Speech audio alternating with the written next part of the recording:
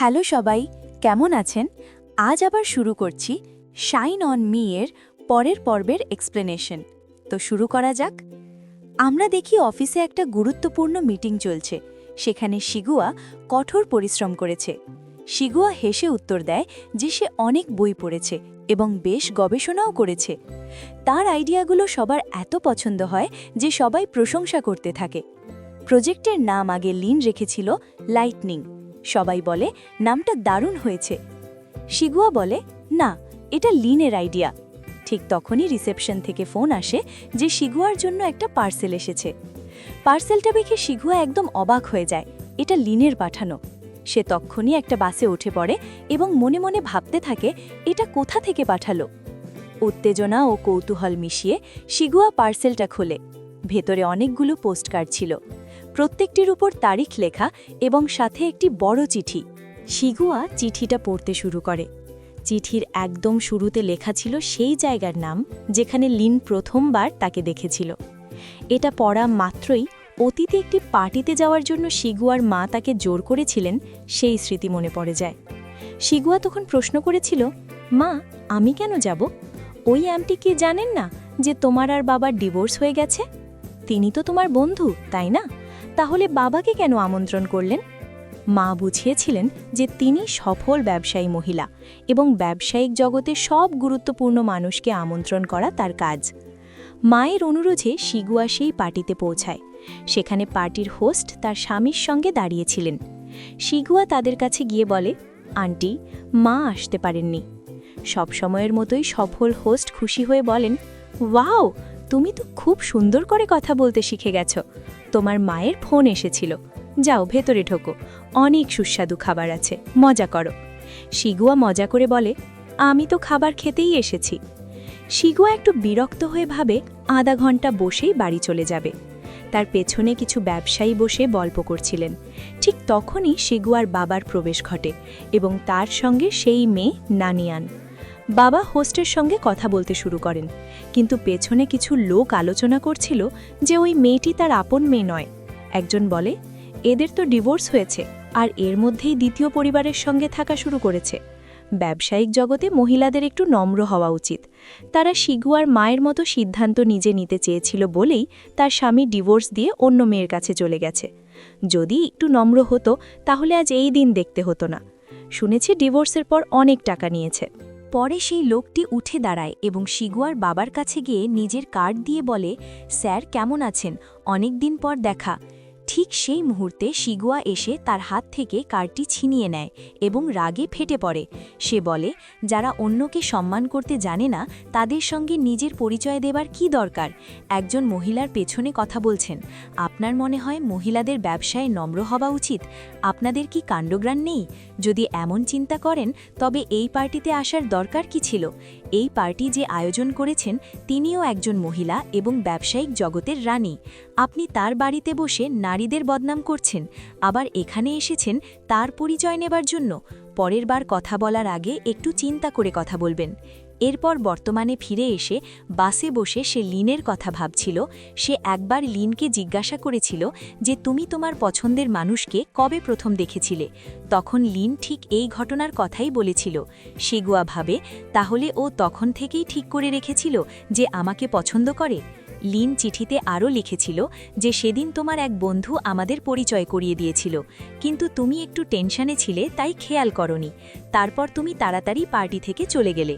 আমারও হাসপাতালে কাজ ছিল তাই আমিও চলে গিয়েছিলাম। সেদিন আমার কঠিন একটা অপারেশন ছিল। কাজ শেষই আমার বন্ধু ফোন করে বলেছিল তোমার সাথে পরিচয় করিয়ে দিবে, তাই তোমার কাছে যাচ্ছিলাম আর অ্যাক্সিডেন্ট হলো। পরে তো ইতিহাস। তাই শুরুতে তোমার উপর রাগ করেছিলাম, কিন্তু এখন নিজের উপরই লজ্জা হচ্ছে। এদিকে শিগুয়া তাড়াতাড়ি নিজের ঘরে গিয়ে চিঠি পড়া শেষ করে খুব নার্ভাস হয়ে পড়ে এবং তৎক্ষণাৎ লিনকে ফোন করে। লিন ফোন ধরলে শিগুয়া জিজ্ঞেস করে, তুমি কবে ফিরছ? তোমার পোস্টকার্ডগুলো খুব সুন্দর ছিল। লিন বলে, ফ্লাইট ক্যান্সেল হয়ে গেছে, তাই এখন ট্রেন স্টেশনে যাচ্ছি, কাল সকালের মধ্যে পৌঁছে যাব। শিগুয়া তৎক্ষণাৎ বলে, আমি এখন মায়ের বাড়িতে আছি, আমি তোমাকে পিক আপ করব। লিন অবাক হয়ে জিজ্ঞেস করে, সত্যি তো? আমি কিন্তু অনেক সকালে পৌঁছাবো। শিগুয়া বলে, কটার আসছো বলো, আমি চলে আসব। লিন বলে, সকাল 9টায়। শিগুয়া বলে ঠিক আছে, স্টেশনে দেখা হবে, ভুলে যেও না, বলে সে ফোন কেটে দেয়। পরদিন সকাল 6টায় শিগুয়া তৈরি হয়ে বেরোতে গেলে মা জিজ্ঞেস করেন, এত সকালে কোথায় যাচ্ছিস? শিগুয়া দৌড়াতে দৌড়াতে বলে, কাউকে পিক আপ করতে যাচ্ছি, বাকি ঘটনা পরে বলবো। স্টেশনে পৌঁছে সে লিনের জন্য খাবার কিনে অপেক্ষা করতে থাকে, নিজের সঙ্গে নিজেই কথা বলে, আমি কি বেশি উত্তেজিত হয়ে গেছি? ট্রেন আসতেই লিন নামে। তাকে দেখা মাত্রই শিগুয়া হঠাৎ নার্ভাস হয়ে কোথাও লুকানোর চেষ্টা করে, কিন্তু ভুল করে উল্টো দিকে লুকিয়ে পড়ে। লিন তাকে দেখতে পায় না এবং সোজা হাঁটতে শুরু করে। শিগুয়া ভাবে, আমি এখানে কেন লুকালাম? লিন টের পায় কেউ তাকে ফলো করছে। সে দাঁড়িয়ে পিছনে ফিরে তাকায় এবং শিগুয়াকে দেখে জিজ্ঞেস করে, তুমি এত সকালে এখানে কি করছো? শিগুয়া বলে, তোমাকে পিক আপ করতে এসেছি, তুমি বলেছিলে ট্রেন 9টায় আসবে। কিন্তু মিথ্যে ধরা পড়ে যায়।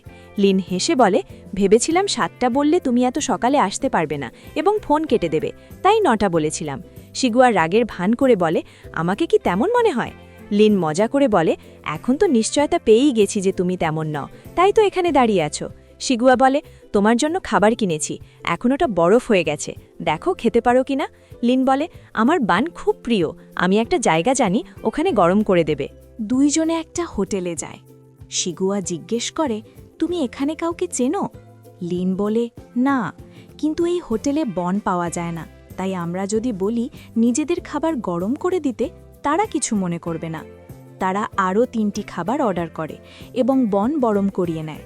লিন খেতে খেতে বলে, অসাধারণ স্বাদ। এরপর দুজনে বেরিয়ে পড়ে। শিগুয়া ড্রাইভিং সিটে বসতে গেলে লিন বলে, চাবি দাও, আমি চালাবো। শিগুয়া ঠাট্টা করে বলে, তোমার ড্রাইভিংয়ের উপর আমার কোনো ভরসা নেই, মানে একটু একটু আছে, তবু তুমি পাশে বসো। রাস্তায় তারা ব্লসম দেখার প্ল্যান করে। পথে একটা নদী পড়লে শিগুয়া গাড়ি থামিয়ে বলে, আমরা ঠিক পথে চলে এসেছি। লিন বলে, আমি ঠিক সেই কথাটাই বলতে যাচ্ছিলাম, কিন্তু তুমি তো বলেছিলে আমি খারাপ ড্রাইভার, তাই চুপ করে গেলাম। শিগুয়া বলে, আমার জন্যই অ্যাক্সিডেন্ট হয়েছিল, আর আমি তোমাকে দেখতে আসিনি। লিন বলে, আমি অনেক কিছুই ভেবেছিলাম, মনে হয়েছিল তুমি তখন খুব ছোট ছিলে, হয়তো বুঝতে পারোনি পরিস্থিতি কিভাবে সামলাতে হয়, তাই ইগনোর করেছ। আবার মনে হয়েছিল তোমার বন্ধু ছিল, তাই তুমি আমাকে ইগনোর করেছ। আমি নিজেকে বোঝাতাম পুরনো কথা ভুলে যেতে হবে, কিন্তু একটা সম্ভাবনা হয়নি। শিগুয়া জিজ্ঞেস করে, এতদিন তুমি কোথায় কোথায় ছিলে? লিন তার অতীতের কষ্টের কথা বলতে থাকে। শিগুয়া তৎক্ষণাৎ বলে, চলো, যা হয়েছে হয়েছে, এখন থেকে তো আমরা সবসময় একসঙ্গে থাকব, তাই না? এ কথা শুনে লিন একদম অবাক হয়ে যায়। 1 মিনিট ভেবে বলে, লিন, শুধু আমার উপর দয়া করে বা অপরাধবোধ থেকে আমাকে রক্ষা করার জন্য আমার সঙ্গে থেকো না, ওটা আমার একদম পছন্দ হবে না, তুমি একটু সময় নাও। শিগুয়া তাকে মাঝপথে থামিয়ে দিয়ে বলে, আমি দয়া করে বা অপরাধবোধ থেকে বলছি না, আমি তোমাকে সত্যি ভালোবাসি। এটা বলে সে একটু লজ্জা পেয়ে যায়। লিন তার দিকে তাকায় এবং হঠাৎ তাকে জড়িয়ে ধরে কিস করে। সত্যি? শিগুয়া হেসে তাকে জড়িয়ে ধরে। দুজনে ব্লসম গাছের নিচে একে অপরের বাহুবন্দী হয়ে দাঁড়িয়ে থাকে। কিছুক্ষণ পর গাড়ির দিকে ফেরার সময় শিগুয়া একটু লজ্জায় লাল হয়ে যায়। সে জিজ্ঞেস করে, এখন আমরা কোথায় যাব? ড্রাইভিং সিটের দিকে যেতে যেতে লিন বলে, চাবি দাও, আমি চালাবো। শিগুয়া হেসে বলে, ঠিক আছে, এটাও মেনে নিলাম, কিন্তু মনে রেখো এই সার্ভিসের জন্য আমি তোমার কাছে চার্জ করব। শিগুয়া বলে, পাশে একটা ব্লসম গার্ডেন আছে, সেখানে চলো। লিন বলে, না, এখন আমার জীবনে যত ব্লসমই আসুক, এই মুহূর্তের চেয়ে সুন্দর আর কিছুই হতে পারে না। লিন এবং শিগুয়া একে অপরের চোখের দিকে তাকিয়ে হাসতে থাকে।